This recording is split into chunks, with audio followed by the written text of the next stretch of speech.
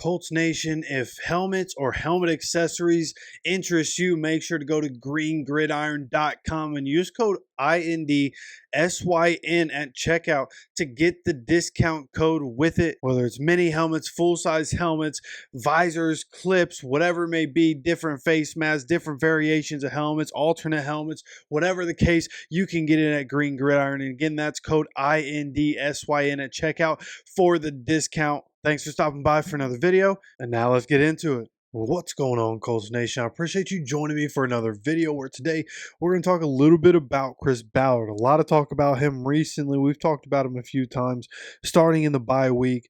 We've kind of echoed the sentiments of what we've talked about here on this channel, but this is more of a report. This isn't an opinion piece this time. This is more of a report and to talk about it. Albert Breer has started talking, and he put out a tweet on December 30th, 2024. And so just a few days ago, that said everything you need to know.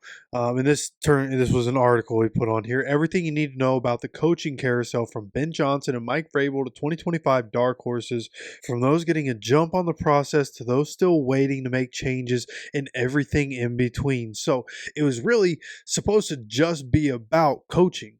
Right. So when you really look at it, that's all this was supposed to be about. But then Destin Adams, somebody we've mentioned here on this channel plenty, good source for the Colts here on Twitter, and also A to Z Sports, I believe is who he's with. And he had a little tidbit that he pulled out here and said, and this was just part of the Albert Breer article here, said, elsewhere, I'd be pretty surprised if there was a change in Philly after the year the Eagles have had. On the GM side, there have been at least murmurs of front office shuffling in Indianapolis and Miami, right? And then there was a little tidbit, and we're not going to listen to it here. Just know I did listen to it. It's about a minute and a half. Albert Breer was on the Rich Eisen show and was asked about different situations, and I think possibly asked specifically about the Colts, maybe, whatever the case may be. Albert Breer really sitting here talking, yeah, he was asked about the Colts, brought up Pat McAfee and what he was talking about. And he said that, the Colts like Shane Steichen, and it sounds like by all accounts, he's going to be back and he's going to really be able to shape the organization in his image at this point. Is all indications of everything that I've been hearing is Shane Steichen is going to be given the reins, right? And that can go, of course, one of two ways, either really good, really bad, and we're going to figure out real quick. But by all accounts, sounds like the GM in Indianapolis, and this is from what Albert Breer was saying, the GM in Indianapolis, there could be movement there. There could be some movement. Nothing definitive by Albert Breer at this point. I think, he's somebody generally tries to stay fairly low key. He'll break some news, but I think he does a good job of keeping himself out of the reports and letting the reports speak for themselves.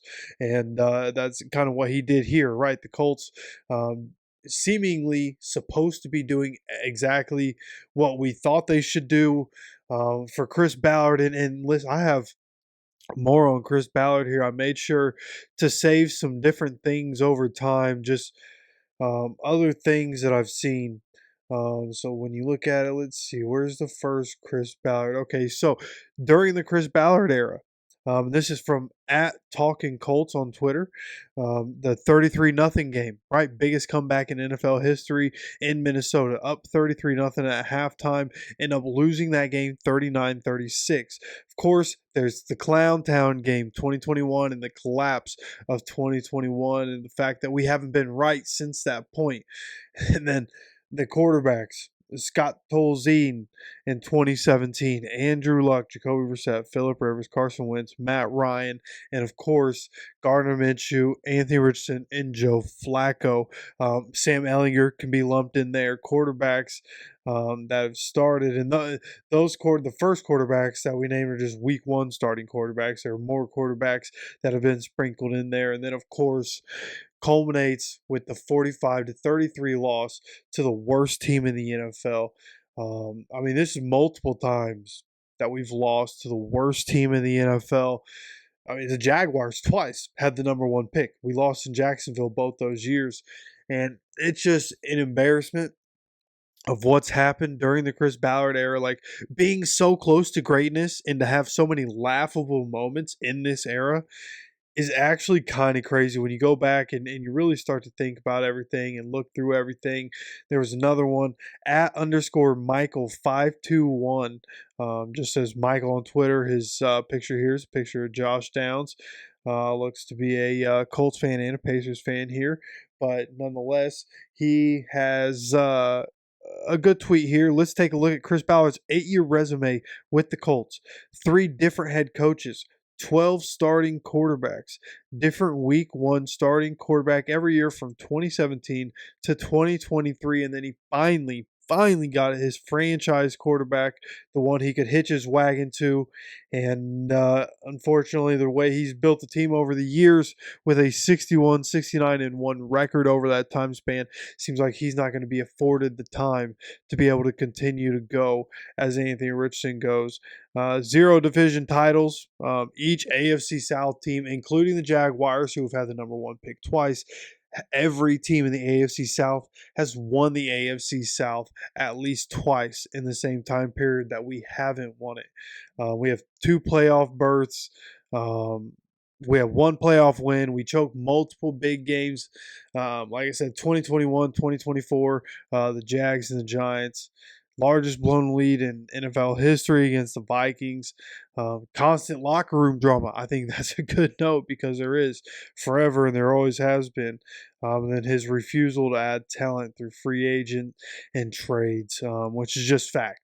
So a lot to be held against Chris Ballard. Now, he is an incredible drafter, somebody who, when you look at his drafts and when you look at the value of his draft picks, incredible.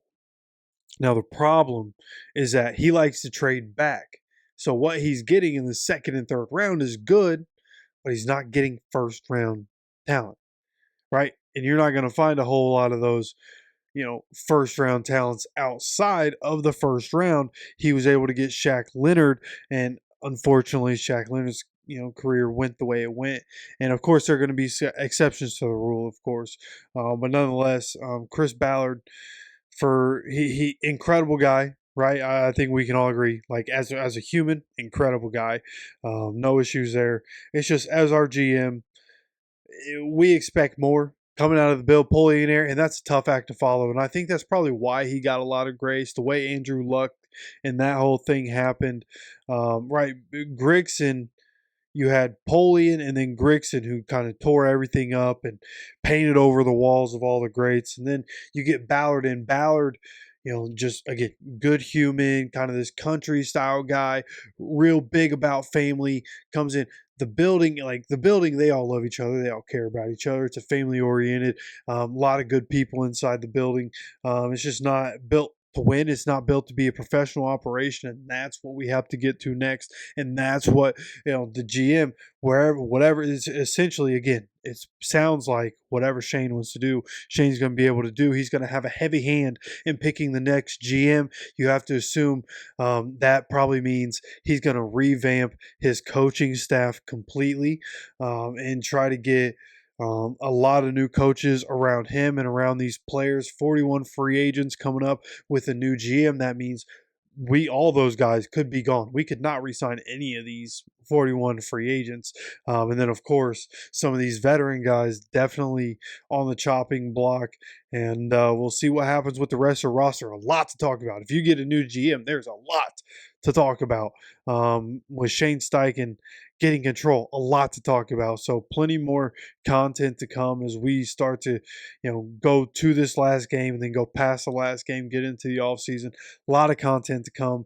Gonna want your guys' opinion all throughout. Gonna want you guys around as much of the offseason as you can be, right? Gonna want you guys' 2 cents as we go. There's gonna be a lot going on for us this offseason, so make sure you're subscribed, have notifications on so you get notified anytime we have any content dropping on this channel. Gonna continue to try to go live on Sunday, so whatever the case may be, make sure you get notified for it. And of course, I appreciate you stopping by for another video. And as always, take care of yourself, take care of each other, and go Colts.